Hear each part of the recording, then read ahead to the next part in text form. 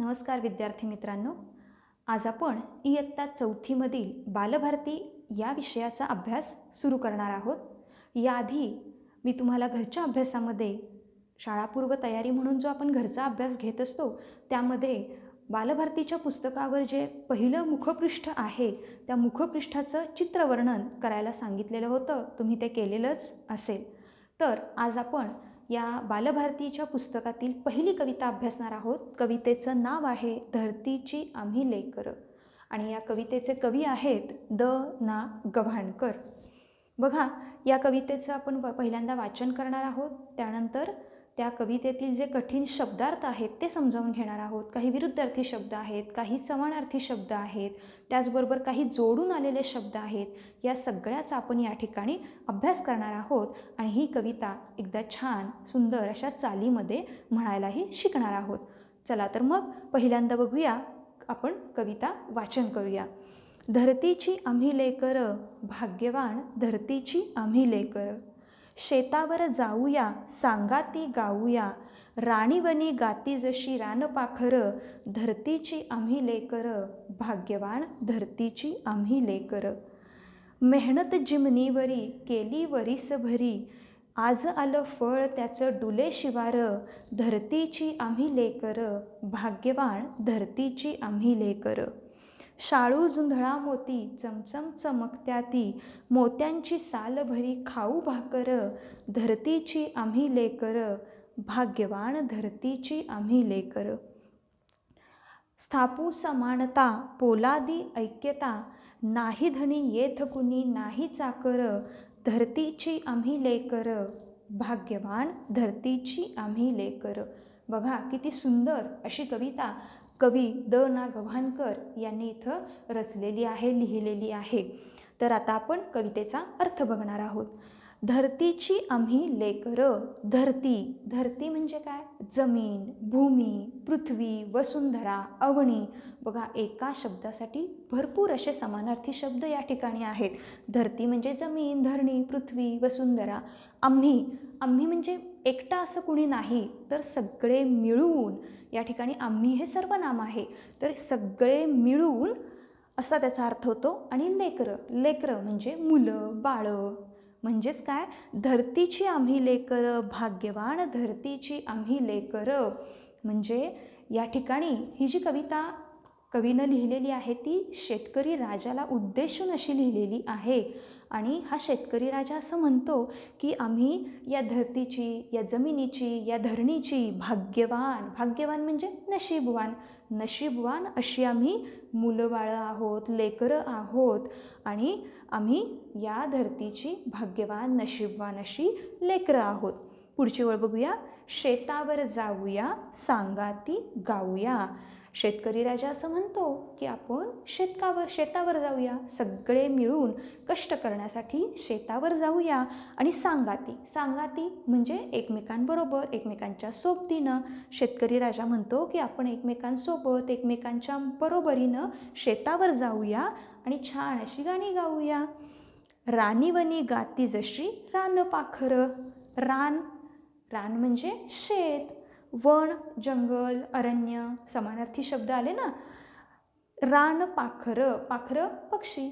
म्हणजे शेतकरी राजा असं म्हणतो की आपण एकमेकांसोबत शेतावर जाऊया आणि जशी पाखरं म्हणजे पक्षी आकाशामध्ये ज्याप्रमाणे मुक्तपणे स्वच्छंदी उडत असताना गाणी गात असतात, त्याच पद्धतीनं आपणही कष्ट करण्यासाठी जेव्हा शेतामध्ये जातो त्यावेळेला एकमेकांच्या सोबतीनं आपणही त्या पाखरांप्रमाणे गाणं गाऊया.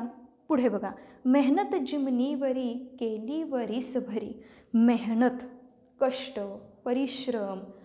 जिमनीवरी जमिनीवरी.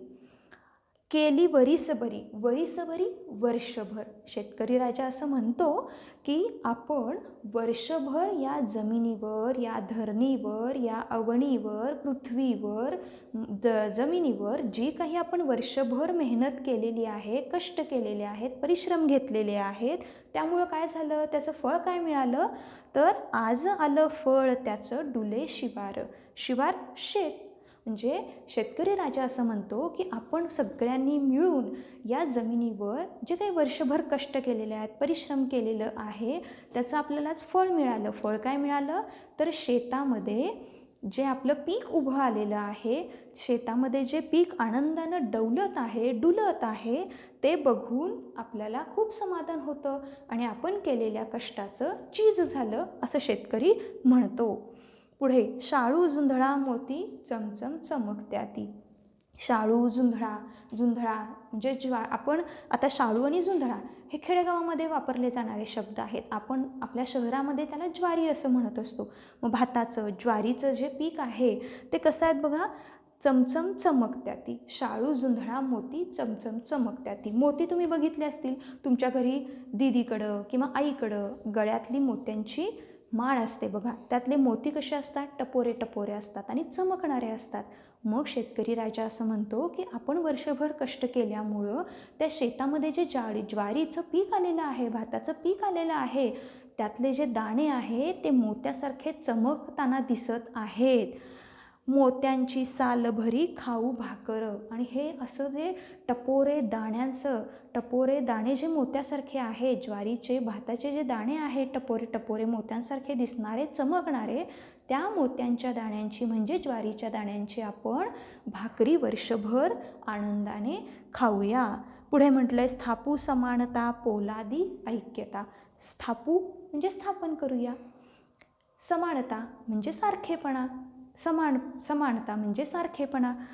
पोलाद हे एक धातू आहे. आता याचं उदाहरण द्यायचं झालं तर तुमच्या घरामध्ये खिडकीला जे गज असतात ते गज हे पोलाद धातूपासून बनलेले असतात. आणखीन एखादं उदाहरण द्यायचं झालं तर तुम्ही रेल्वेचे रूळ बघता, ते रेल्वेचे रूळ जे आहेत ते सुद्धा या पोलाद धातूपासूनच बनलेले आहेत. ऐक्यता म्हणजे एकजूट. मग या ओळीचा अर्थ काय होतो? स्थापू समानता पोलादी ऐक्यता.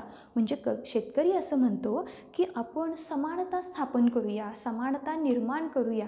म्हणजेच काय करायचं तर कुणी गरीब आहे, कुणी श्रीमंत आहे, कुणी उच्च आहे, कुणी नीच आहे, असा कुठलाही भेदभाव न करता आपण सगळे एक माणूस म्हणून आपण या ठिकाणी राहूया.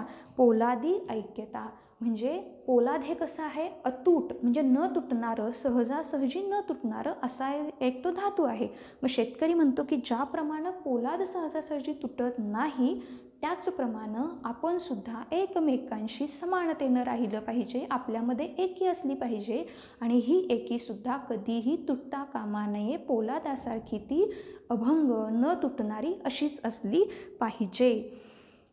नाही धनी येथ कुणी नाही चाकर. शेतकरी म्हणतो की इथं धनी म्हणजे मालक आणि चाकर म्हणजे नोकर. शेतकरी म्हणतो की आपण सगळे एकच आहोत, सगळे माणूस म्हणून आपण एकजुटीनं राहूया. इथं कुणीही मालक नाही, कुणीही नोकर नाही, कुणी गरीब नाही, कुणी श्रीमंत नाही.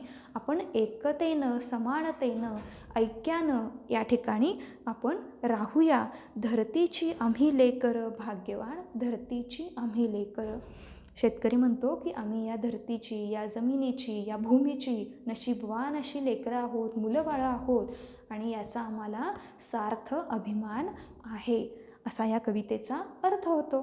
आता बघा, या कवितेमध्ये आपण समानार्थी शब्द शिकलो. धरती म्हणजे जमीन, पृथ्वी शिकलो. लेकरं म्हणजे मुलंबाळं हा शब्द बघितला. भाग्यवान म्हणजे नशीबवान बघितलं. आता भाग्यवान म्हणजे नशीबवान, बरोबर. आता नशीबवान या शब्दाला विरुद्धार्थी शब्द कुठला येईल तर नशीबवान म्हणजे चांगलं नशीब असलेला. मग त्याच्या विरुद्धार्थी म्हणजे वाईट नशीब असलेला. पण वाईट नशीब असलेला असं न म्हणता आपण त्याला काय म्हणायचं आहे? कम नशिबी. म्हणजे बघा भाग्यवान या शब्दाला समानार्थी शब्द आला नशीबवान आणि नशीबवान या शब्दाचा विरुद्धार्थी शब्द आला तो म्हणजे कम नशिबी. त्यानंतर पुन्हा आपण बघितलं की राणी वणी. आता राणी वणी हा कसला शब्द आहे? जोड शब्द आहे, म्हणजे जोडून आलेला शब्द. आता असे तिसरीमध्ये आपण जोडून आलेले शब्द, जोड शब्द बघितलेले आहेत. तुम्हाला आठवतात का ते? आता उदाहरण बघा, वरण भात, भाजी भाकरी, पालापाचोळा, केर कचरा, आठवले ना शब्द? तर तसंच राणी वणी हा एक जोडून आलेला शब्द आहे, म्हणजे जोड शब्द आहे. त्यानंतर आणखीन आपण बघितलं धनी आणि चाकर. म्हणजे धनी आणि चाकर, मालक नोकर, हा विरुद्धार्थीशी ही शब्दांची जोडी बघितली. या पद्धतीनं आपण या कवितेचा अर्थ, या कवितेत आलेले शब्दार्थ बघितलेले आहेत. या ठिकाणी शब्दार्थ लिहिलेले आहेत, जे मगाशी आपण कविता शिकताना बघितले तेच शब्दार्थ या ठिकाणी लिहिलेले आहेत. तुमच्या पान नंबर 1 वर ही कविता आहे. त्या कवितेच्या बाजूला जे चित्र दिलेलं आहे त्या चित्रामध्ये सुद्धा असंच दिलेलं आहे की ती मुलं जी आहेत, शेतकऱ्यांची जी मुलं आहेत ती आनंदानं तिथं त्या ठिकाणी नाचत आहेत, गात आहेत. शेतामध्ये पीक दिसतं, ज्वारीचं, जुंधळ्याचं पीक जे आहे ते डौलानं डुलताना दिसत आहे. आकाशामध्ये पक्षी आनंदानं मुक्तपणे विहार करताना दिसत आहेत. अशा पद्धतीनं कवी द ना गव्हाणकर यांनी शेतकरी राजाविषयी जे काही या ठिकाणी आशय मांडलेला आहे तो या ठिकाणी आपण बघितलेला आहे. आता पुढच्या वेळेला या कवितेवरील शब्दार्थ, त्यातील विरुद्धार्थी, समानार्थी शब्द आणि कवितेवरील स्वाध्याय पुढच्या तासाला आपण पाहूया. धन्यवाद.